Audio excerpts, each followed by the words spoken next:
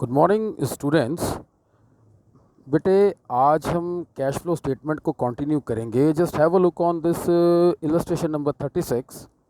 Prepare a provision for income tax account. और आपको इसके क्वेश्चन में ओपनिंग बैलेंस 3,20,000 दे रखा है, क्लोजिंग बैलेंस 4 लाख दे रखा है 31 मार्च 16 और 17 के हिसाब से। एडजस्टमेंट देखिएगा, during the year income tax paid was 2,80,000। भाई आपको A4, जिसको मैं इनकम टैक्स पेड को A4 कहता हूँ, गिवन है। आप इनकम टैक्स के अकाउंट पे आइए। ये ओपनिंग बैलेंस 3,20,000 यहाँ पर clearly on the credit side है। Closing balance 4 lakh on the debit side clearly given है। और ये 2,80,000 आपको गिवन है। अगर ये गिवन है बच्चों, तो आपके पास बैलेंसिंग फिगर 3,60,000 आया, विच इज A1 प्लस।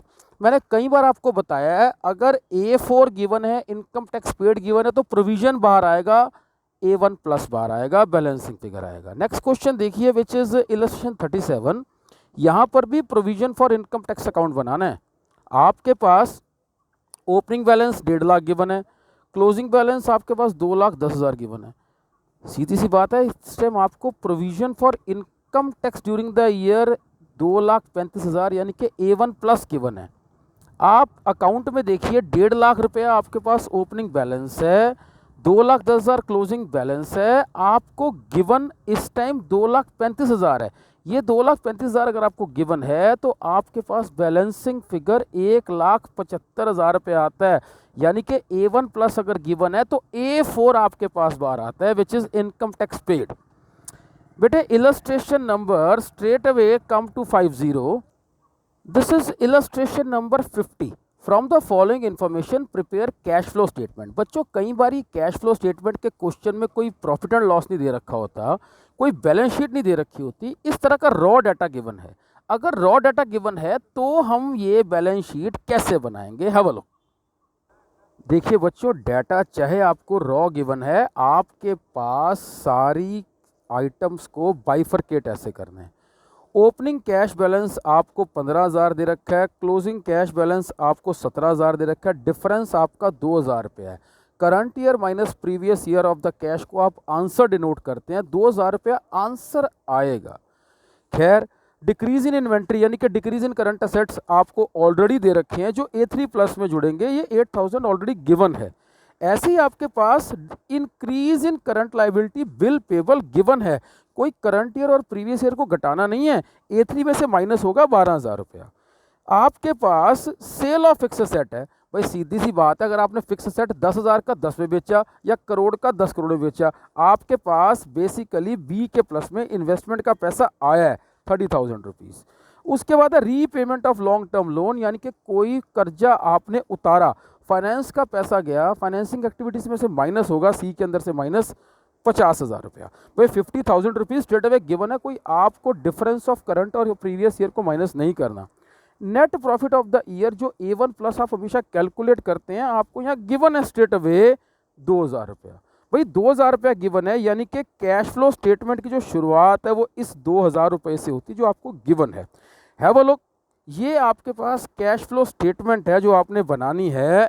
ये कैश फ्लो स्टेटमेंट आपके पास गिवन है जो आपने बनानी है। नेट प्रॉफिट बिफोर टैक्स आप ऊपर से 2,000 निकाल कर आए हैं A1 प्लस। ये non net profit before taxation आपके पास क्यों आया? क्योंकि आपके पास कोई नॉन कैश आइटम ऐड और सब्ट्रैक्ट करने के लिए है ही नहीं। A2 के अंदर कोई चीज़ नहीं है। स्ट्रेट अवे आपने डिक्रीज इन करंट असेट और increase in current liability A3 plus और A3 प्लस की जो आइटम्स ऊपर 8 और 12,000 की दे रखी थी, इसमें ऐड कर दिया। आपके पास net cash from operating activities final A आपके पास 22,000 रुपये आता है। Cash flow from investing activities है। भाई आपके पास straight away B plus sale of fixed asset given है, दिस इज 30,000 रुपीज़। अगर कोई दूसरी आइटम नहीं है, तो ये net cash from investing activities आपके पास आता है। फाइनेंसिंग एक्टिविटीज़ के लिए ऊपर आपने C माइनस के लिए repayment of long term loan की सिंगल आइटम थी, तो आपने 50,000 रुपीज़ माइनस दिखाया, और ये फाइनल C 50,000 आपके पास आया। भाई अल्टीमेटली ध्यान से देखिए, ऊपर की 3 आइटम्स हैं, ऊपर की 3 आइटम्स हैं। हैव अ लुक, वो कौन कौन सी 3 आइटम्स हैं? This is A, this is B और come down this is C. इन तीनों को अगर ऐड करेंगे तो भी आंसर 2000 रुपये आता है, और करंट ईयर और प्रीवियस ईयर को अगर सब्ट्रैक्ट करेंगे तो भी 2000 आता है। ये कैलकुलेट करके निकाला जाता है 2000 रुपया, ये गिवन है। This is the way how we solve cash flow statement. बेटे फ्रॉम नेक्स्ट लेक्चर मैं आपको पूरा क्वेश्चन रीफॉर्मेट करके कैश फ्लो स्टेटमेंट बनवाऊंगा। आज के लेक्चर में सिर्फ आपको ये बताया है कि कैश फ्लो स्टेटमेंट के लिए इन इंग्रेडिएंट्स की ज़रूरत होती है।